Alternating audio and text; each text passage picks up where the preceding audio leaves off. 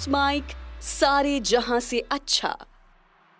Let's mic सारे जहां से अच्छा में आज हमारे साथ हैं राजस्थान प्रदेश कांग्रेस कमेटी के महामंत्री और दिग्गज कांग्रेस नेता राम सिंह कसवा। राम सिंह जी, आपका बहुत बहुत स्वागत है। धन्यवाद, नमस्ते। और आपके लेट्स माइक के सभी श्रोताओं को मेरा नमस्ते।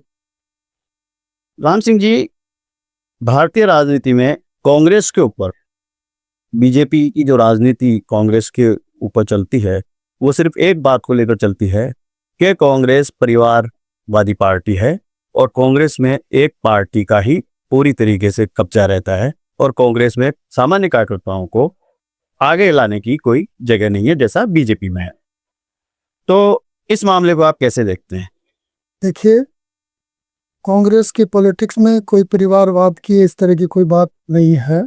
पहली बात तो ये है रोशन जी। दूसरी बात यह है कि राजनीति एक ऐसा क्षेत्र है जिसमें पब्लिक उनको मैंडेट देती है।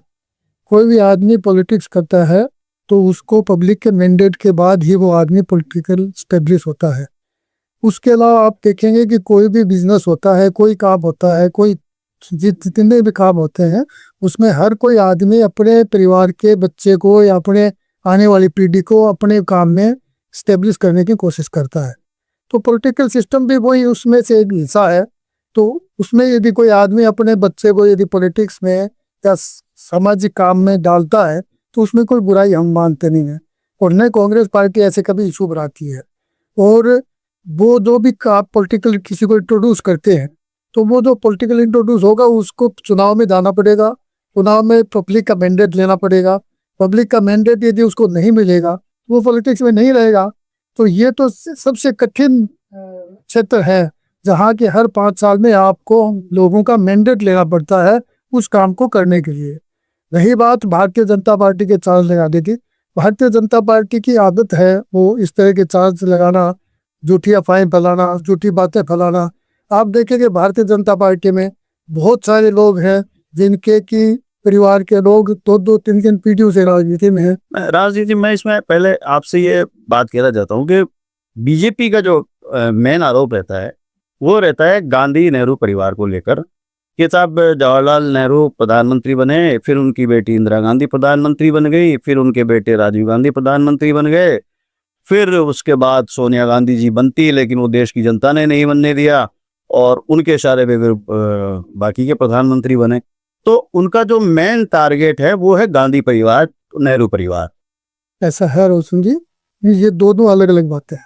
पहली बात तो अपन बात करें पंडित जवाहरलाल नेहरू जी के प्रधानमंत्री बनने की या इंदिरा जी के प्रधानमंत्री बनने की या राजीव गांधी जी के प्रधानमंत्री बनने की, तो तमाम प्रधानमंत्री बने हैं वो पार्लियामेंट्री बोर्ड में पार्लियामेंट के मेंबर ऑफ पार्लियामेंट के सिलेक्शन के बाद वो पहले एमपी चुन के आए हैं, फिर एमपी की मीटिंग में वो नेता चुने गए हैं, उसके बाद प्रधानमंत्री बने हैं।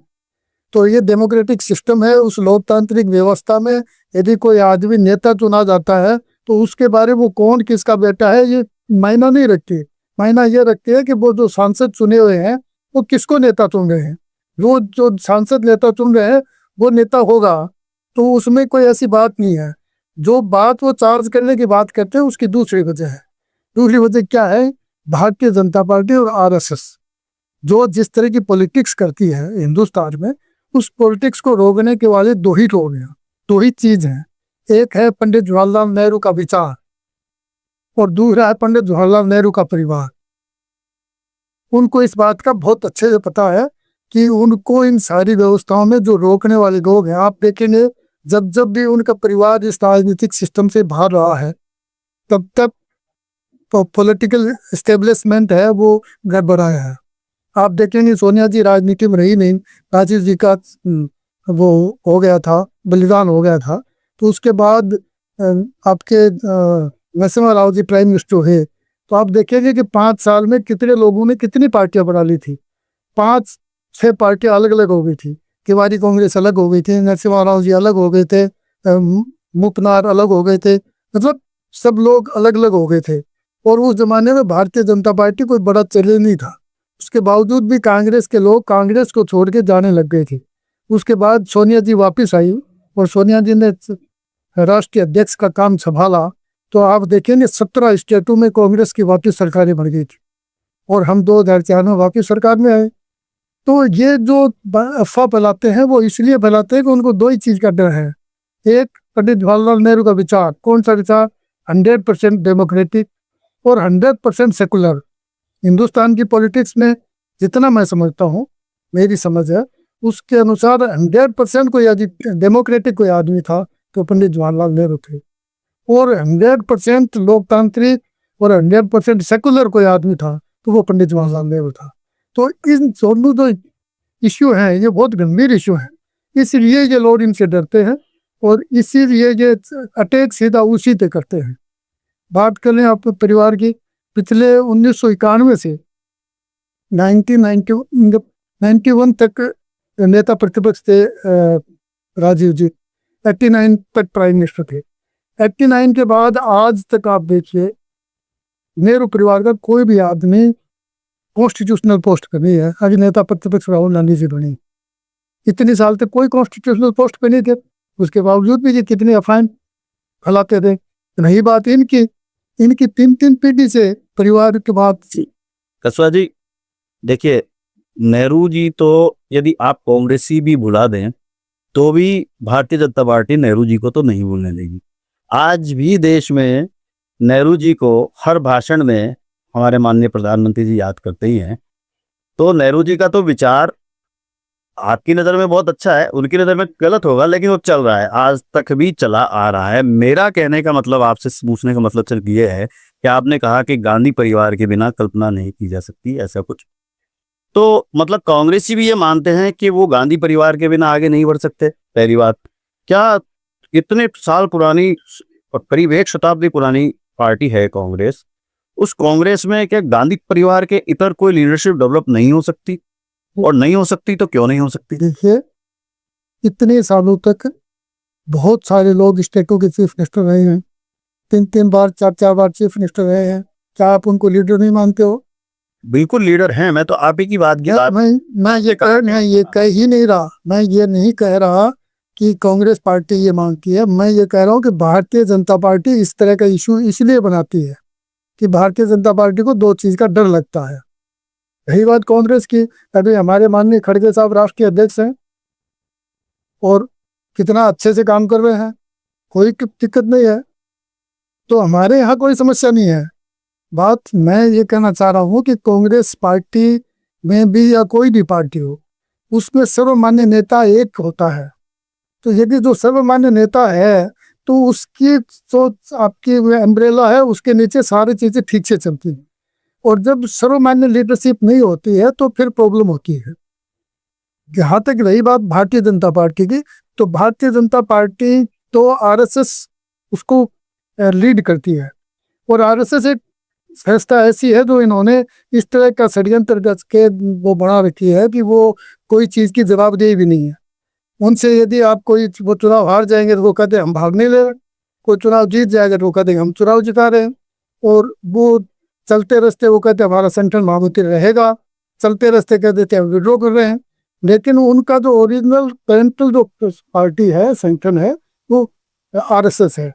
तो वो आरएसएस कंट्रोल करता है, तभी ये सब चीज़ें चल रही है। बाकी पूरे देश में आप देखेंगे सारी रीजनल पार्टीज हैं, सारी रीजनल पार्टी हैं, वो सारी परिवार पे ही चल रही है और पब्लिक उनको मान रही है। जनता जिसको मैंडेट देती है, जनता जिसको चुनती है, वो लीडर होगा। आप ये बिल्कुल सही कह रहे हैं कि जनता जिसको चुनती है वो लीडर होगा, लेकिन एक बहुत बड़ी जो जद्दोजहद और बहुत बड़ा जो संघर्ष होता है वो आम कार्यकर्ता के लिए होता है टिकट लाने का। जब किसी नेता का बेटा, पत्नी या उसके परिवार का कोई सदस्य उसको वो टिकट दिलाने में सहयोग तो होता ही है नेता का, वो जो पहली लड़ाई, जो 50% लड़ाई मैं मानता हूँ टिकट की लड़ाई होती है, पार्टी में उसकी सिंबल की लड़ाई होती है, वो मिल जाता है, तो फिर 50% लड़ाई तो आदमी लड़ ही लेता है। तो आम आदमी के संघर्ष में, आम कार्यकर्ता के संघर्ष में और परिवार के किसी मिनिस्टर के या किसी नेता के परिवारजन के संघर्ष में बड़ा अंतर है, मेरा ये मानना है। रोशन जी, मैं इस बात से आपकी से सहमत हूँ कि पार्टी में जब टिकट का चयन होता है, टिकट की बात होती है, तो जो स्टेब्लिश फैमिली होती है उसको आसानी होती है, उसको परिचय का मोहताज नहीं होता है, उसका सिस्टम स्टेब्लिश होता है, उनको आसानी रहती है। ये बात आपकी बिल्कुल ठीक है। लेकिन उससे अगली बात है, अगली बात क्या है कि जो परिवार में पहले से कोई स्टेब्लिश लीडर रहा है, जो अगली उसकी पीढ़ी आती है, उसका कंपैरिजन लोग उससे करते हैं। ठीक है, टिकट मिलना तो आसान काम है, टिकट मिलने के बाद चुनाव उसके लिए बहुत मुश्किल काम होता है। आपके पास कोई उदाहरण होगा इसका, ऐसा कोई? बहुत सारे लोग हैं जो बैक टू पेविलियन चले गए हैं। जैसे जैसे हमारे चन्नामल जी वैद होते थे, चन्नामल जी वैद बहुत लंबे टाइम तक पॉलिटिक्स में, चन्नामल जी के नहीं बहुत सारे लोग हैं, हमारे हरदेव जोशी जी थे, बहुत सारे लोग हैं जिनके परिवार जगन्नाथ पांडे जी थे। लेकिन चंदन हरदेव वो ट्रेन की छोड़ दो, भारतीय जनता पार्टी के भैरव सिंह जी शेखावत थे, उनके दामाद हार हो गए खेल से। तो जो आदमी कैपेबल है उसका कंपैरिजन लोग देखिए, उसके साथ फिर क्या दिक्कत आती है, उसके साथ दिक्कत फिर ये आती है कि उसका कंपैरिजन लोग उससे पहले वाली से करते हैं, और वो उसमें जब खरा नहीं उतरता। अब की बात करो, चौधरी चरण सिंह की बात करिए, कितने बड़े नेता थे, पूरे हिंदुस्तान के नेता थे किसानों के, और उसके बाद जो स्थिति होती गई है वो आपके सामने है। वो अपने एक पार्लियामेंट कॉन्स्टिट्यूंसी से उठ गए। तो चलेगा वही पब्लिक में जो कैपेबल होगा। और आप इनकी बात करो भारतीय जनता पार्टी की, कितने लोग हैं, येदुरप्पा जी के दोनों बेटे, एक तो प्रदेश का अध्यक्ष है, एक एमपी है, वसुंधरा राजे जी, उनकी माता जी मेंबर ऑफ पार्लियामेंट्री उपाध्यक्ष रही भारतीय जनता पार्टी की। और उसके बाद वसुंधरा राजे जी हैं, उनका बेटा है कल्याण सिंह जी, चीफ मिनिस्टर रहे हैं, उनका बेटा है, उनका पोता है मंत्री है। आपके राजनाथ सिंह जी हैं, उनके बेटे हैं। अब उनको छोड़ दो, आप अमित शाह जी की बात करो, उनका बेटा तो किसी तरह भी कोई कैपेबल नहीं है, उसके बावजूद भी आरसी उसको बीसीसीआई के सेक्रेटरी रहे, उसके बाद वो आईसीसी में चले गए। तो आप इसको क्या मानते हो? वो तो खेल संगठन है। खेल संगठन, वो क्रिकेट खेलना जानते हैं या क्रिकेट की वो एक्सपर्ट हैं या वो क्या है क्रिकेट? ये तो बहस बहुत लंबी हो जाएगी, क्योंकि अपने राजस्थान में भी कई कांग्रेस नेताओं के बच्चे भी रहे। वो इलेक्ट होके आए हैं, वो इलेक्ट होके आए हैं और बच्चे रहे हैं, वो बात मैं मान रहा हूँ, लेकिन उनको उन चीजों का काम की जानकारी है। वो तो सीधे ही चले गए बीसीसीआई में, सीधे ही। अच्छा, मेरा सवाल ये था आपसे अगला, कि यदि भारतीय जनता पार्टी में आपको लगता है कि इतने सारे नेताओं के परिजन राजनीति में हैं, फिर भी बीजेपी कांग्रेस के ऊपर इतनी आक्रामक रहती है, इतनी आक्रामक रहती है, इसका जवाब फिर कांग्रेस दे क्यों नहीं पाती है? कांग्रेस लगातार सब सवालों के जवाब देती है और कांग्रेस पार्टी की नजर में ये कोई इशू भी नहीं है। लेकिन रही बात आप उनके आक्रामक हमला करने की, तो ये उनकी एक नीति है। देश का प्रधानमंत्री जब झूठ बोलता है, आप क्या सोचते हैं? देश का प्रधानमंत्री यदि झूठ बोलता है तो बाकी पॉलिटिक्स में कुछ बचता नहीं है। पूरी दुनिया के राष्ट्राध्यक्ष जो स्पीच पढ़ के स्पीच देते थे, इसका मतलब ऐसा नहीं था कि उनको ज्ञान नहीं है, उन सबको ज्ञान होता है। लेकिन प्रधानमंत्री या किसी देश का राष्ट्रपति या कोई देश का राष्ट्राध्यक्ष या किसी स्टेट का हेड कोई बात कह रहा है तो वो कानून होता है और उसकी गरिमा होती है। आप तो सारी गरिमा गिरा दी। आप चलते रास्ते झूठ बोलते हैं, चुनाव में वोट के लिए आप भरी मीटिंगों में झूठ बोलते हैं। आपने देखा होगा आज तक सोशल मीडिया पे चलता है, कोई 100 के लगभग ऐसी चीजें आ गई जो 100 बार झूठ बोल चुके हो। तो जब उस लेवल का आदमी झूठ बोलेगा तो फिर बाकी की पार्टी के लोग तो उनको, आपको पता है उनकी स्ट्रेटेजी क्या है। अपन जो बात कर रहे हैं वो खाली परिवारवाद तक सीमित है। इस मुद्दे पे कौन झूठ बोल रहा है और कौन सही बोल रहा है, इस मुद्दे पे तो अपन एक अलग से बात कर सकते हैं, बेहतर रहेगा। आप झूठ बोलने की, तो मैं आपको बता रहा हूँ, मैंने आपको 20 परिवार बता दिया उनको, जो 2 पीटी 3 पीटी से पॉलिटिक्स में है। अच्छा, मैं आपसे ये पूछना चाह रहा था कि देश की राजनीति, भारत की राजनीति बहुदलीय राजनीति है। यहाँ पर बहुत सारे दल काम करते हैं और जो क्षेत्रीय पार्टियां हैं, रीजनल पार्टियां हैं, उनका तो क्षेत्रों में अच्छा प्रभाव भी है। दोनों ही पार्टियां, जो प्रमुख पार्टियां हैं, वो उनकी मदद के बिना आगे चल नहीं पा रही। तो क्या उन पार्टियों में भी परिवारवाद का मामला गंभीर नहीं है? पूरे देश में जितनी रीजनल पार्टियां, वो तमाम रीजनल पार्टियां परिवार की पार्टियां।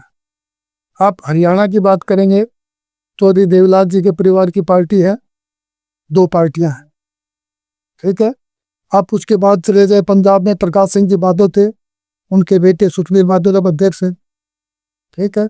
आप उत्तर प्रदेश चले जाएं, समाजवादी पार्टी के मुलायम सिंह जी नेता थे, मुलायम सिंह जी के बेटे अखिलेश पार्टी के नेता हैं। बिहार में चले जाएंगे, लालू प्रसाद जी के बेटे तेजस्वी हैं। आप महाराष्ट्र चले जाइए, महाराष्ट्र में शिवसेना के हैं या आपके एनसीपी के हैं, दोनों परिवारों से चल रहा है। आप चले जाइए दक्षिणी भारत में तो डीएमके है, आज स्टालिन उनके बेटे हैं। तो रीजनल पार्टी आपके वाईएसआर रेड्डी के बेटे कर्नाटका में, तेलंगाना में, आंध्र प्रदेश में वाईएसआर रेड्डी के बेटे हैं जो रजिस्टर हैं। आप चंद्रबाबू नायडू हैं, वो भी परिवार की पृष्ठभूमि से आए हैं। तो सब जगह है। कुल मिलाकर बात यह है कि देश में परिवारवाद की बात तो की जाती है, लेकिन कोई भी पार्टी परिवार के नेताओं से अछूती नहीं है। परिवार के नेताओं से अछूती भी नहीं है और पब्लिक इसको ज्यादा गंभीरता से नहीं रहती है। जनता तो जो जनता के लिए काम करता है, लोगों के लिए काम में आगे खड़ा रहता है, वो चाहे परिवार से आता है चाहे वो बिना परिवार से आता है। बात सिर्फ इतनी है कि जो परिवार से आता है उसको शुरुआत की राजनीति में आसानी रहती है, और जो आदमी फ्रेश आता है उसको शुरुआत की राजनीति में तकलीफ आती है। इतना फर्क बिल्कुल सही है। लेकिन उसके बाद जो भी आदमी काम करेगा वो सर्वाइव करेगा, जो आदमी काम नहीं करेगा वो सर्वाइव नहीं कर पाएगा। ये हमारा मानना है, ये हमारी पार्टी भी मानती है। पिछले 1 दशक में कांग्रेस में एक भगदड़ मची हुई है, लोग बीजेपी की तरफ जा रहे हैं। कांग्रेस के नेता, बड़े नेता भी चले गए, कार्यकर्ता भी बड़ी संख्या में गए, और उनमें से बहुत सारों ने यही आरोप लगाया कि साहब इस पार्टी में, कांग्रेस में परिवारवाद है और हमारे वहाँ पर कोई मौका है नहीं।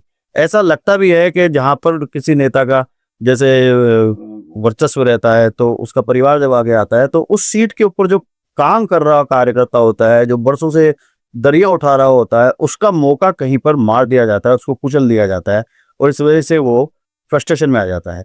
तो उस कंडीशन में पार्टी को तो नुकसान है। कोई भी कार्यकर्ता आप जिसकी बात करो, दरी बिछाने वाला या जो नीचे का वर्कर है, कोई नहीं डाल रहा है। जहाँ कौन लोग रहे, जहाँ वो लोग रहे हैं जिनका खुद का दामन ठीक नहीं है, या जिनके ऊपर किसी तरह का प्रेशर है, या कोई न कोई किसी मामले में वो फंसे हुए हैं। कोई हमारे नीचे का कार्यकर्ता एक भी नहीं जाता। आप कभी भी आप चुनाव में किसी ने देखेंगे जो नेता पार्टी छोड़ के जा रहा है उसके साथ 5 आदमी भी नहीं जा रहे। कितने बड़े से बड़ा नेता पार्टी छोड़ के चला जाए कांग्रेस को, कांग्रेस का वर्कर उसके साथ नहीं जा रहा। कांग्रेस का वर्कर कमिटेड है राहुल गांधी जी के लिए, कांग्रेस पार्टी के लिए, सोनिया गांधी जी के लिए, खड़गे साहब के लिए। वो कमिटेड है, वो कोई नहीं जा रहा है। वो पूरी ताकत से खड़े और पूरी ताकत से उस लड़ाई को लड़ रहे हैं। लोग वो जाते हैं जिनका अपना इंटरेस्ट कोई क्लैश होता है या जिसके ऊपर कोई दिक्कत है, और वो जो बातें बोलते हैं वो बातें उनको स्क्रिप्ट लिख के दी जाती है। उनको पहले ढूंढा जाता है कौन कौन लोग हैं जो जिनका कमजोर खड़ी, और उनके खिलाफ यदि कोई मुकदमा, कोई फाइल दिखाएंगे और फाइल दिखा के धमकाया जाएगा। दफक में जो आ जाएगा उसको बुलाएंगे और बुला के उसको स्क्रिप्ट लिख के दी जाएगी कि आपको ये बोलना है। वो इस तरह के षड्यंत्र करने में मास्टर लोग हैं, वो पूरी प्लानिंग से करते हैं। वो यदि कल रोशन लाल जी को उनको लेके जाना है तो रोशन लाल जी के लिए टाइमिंग, क्या कहना है, कैसे कहना है, कब कहलाना है, ये सब पूरा प्लानिंग करके करते हैं। इसीलिए तो हम लोग कहते हैं कि ये जो पार्टी है वो पॉजिटिव वर्क करती नहीं है, नेगेटिव वर्क करती है। आप देखेंगे प्रधानमंत्री कार्यालय में 150 से ज्यादा आईएएस और आईएफएस अधिकारी लगा रखे हैं जो लोगों के खिलाफ चीजें ढूंढने में लगे हैं कि किसके खिलाफ क्या मिल सकता है। तो ये कोई काम है क्या? मतलब आप भी मानते हैं कि भारतीय जनता पार्टी ने कोई एक ऐसी वॉशिंग मशीन लगा रखी है जिसमें नेताओं को लाओ, दो और उनका दामन साफ हो दो? क्योंकि भी आपने कहा कि जिनका दामन कितने सारे कितने सारे, सिर्फ कांग्रेस के नहीं, दूसरी पार्टियों से भी जो लोग आए हैं उनके खिलाफ मुकदमे पश्चिम बंगाल में कितने सारे लोगों के, जिनके भी खिलाफ कोई मामला हुआ उन्होंने भारतीय जनता पार्टी ज्वाइन कर ली। भारतीय जनता पार्टी ज्वाइन की तो उन्होंने वॉशिंग मशीन में डाला, वो एकदम साफ क्लीन हो गए। उनके खिलाफ कोई जांच नहीं है, उनके खिलाफ कोई चार्जशीट नहीं है, कुछ भी नहीं है। जो कागज जिस दिन वो पार्टी ज्वाइन की उस दिन यदि कागज पे 3 लाइन लिखी हुई थी तो उस 3 लाइन पे ही रुका हुआ है, उसके आगे कुछ नहीं लिखा गया। तो आप देखो कि इनकी वर्किंग कैसी है। फिर आप देखो ईडी और सीबीआई और इनकम टैक्स किस तरह काम करती है कि आज आपने कोई बात कह दी है तो कल सुबह 4 बजे आपके घर का दरवाजा वो ही खड़खड़ाएंगे। और आपने देखा वो सोशल मीडिया पे वो भी चल रहा था कि कोई आदमी आया और उससे कहा, पूछा कि उसने कि भाई आपके खिलाफ और ईडी तो बीजेपी में वो अंदर गया, बाहर वो दुपट्टा लेके आया तो उन्होंने कहा भाई साहब 31 आ गए। तो आप देख लो कि क्या स्थिति है देश में। मैं एक बार वापस अपनी इस चर्चा को परिवारवाद के ऊपर ला रहा हूं। क्या ऐसा नहीं होना चाहिए? अपन आप कांग्रेस से बाहर आ जाइए और बात अपन एक पूरे राजनीतिक सीनियरों की करते हैं।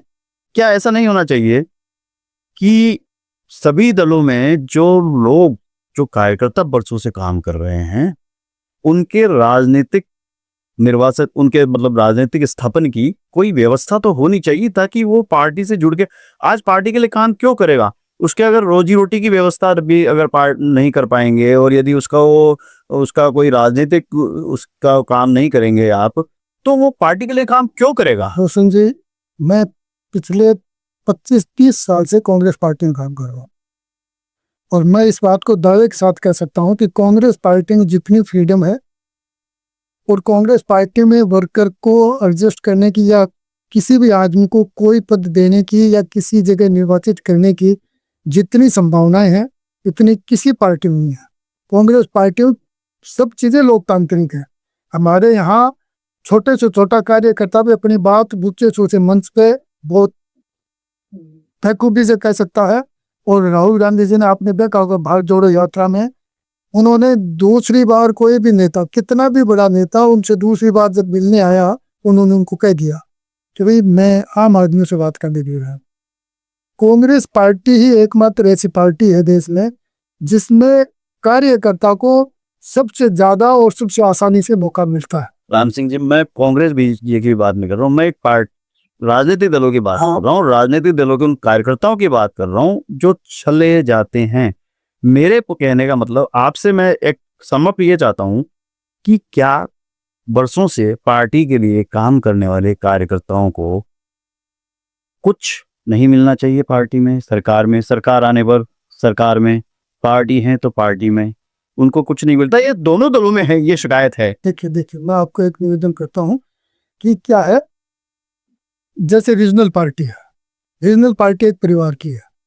उस परिवार को जो लाइकिंग का आदमी है वही आदमी आगे बढ़ पाएगा। जो आदमी उसके लाइकिंग का नहीं है वो उस पार्टी में आगे नहीं बढ़ पाएगा। ठीक है, तो उसकी एक बाउंड्री तय हुई है, वो बाउंड्री है, उस बाउंड्री के बाहर का आदमी उसमें नहीं समा पाएगा। ये भारतीय जनता पार्टी है।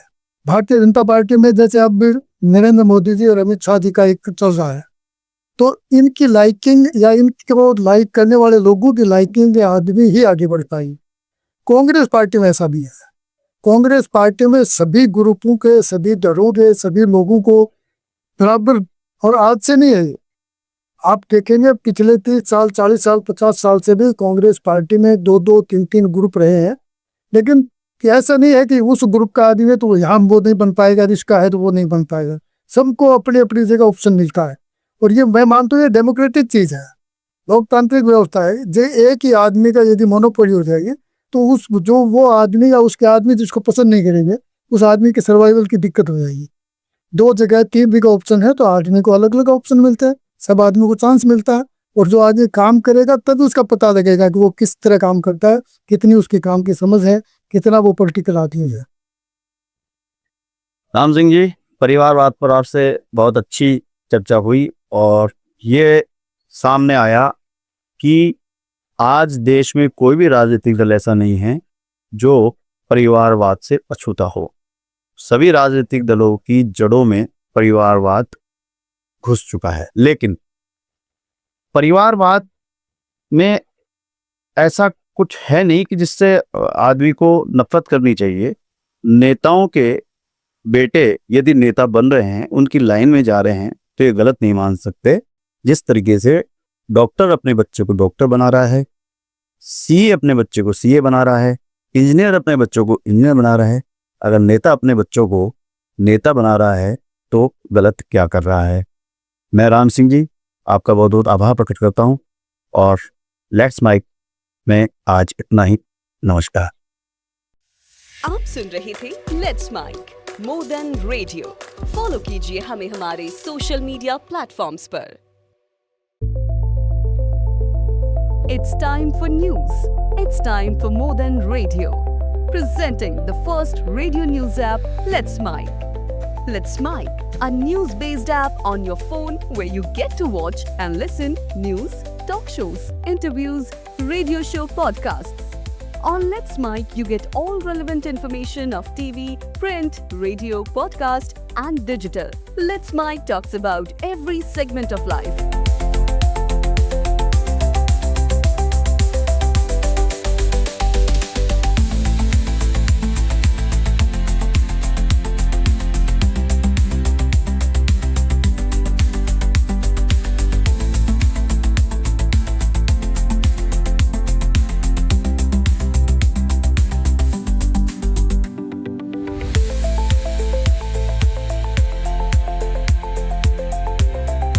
Let's Mic is not just a revolutionary idea. Download the app now from Play Store. Available both on Android and iOS mobile phones. Follow us on YouTube, Instagram, Twitter, LinkedIn, Facebook, Telegram, WhatsApp, Snapchat. Let's talk, let's connect, and let's Mic.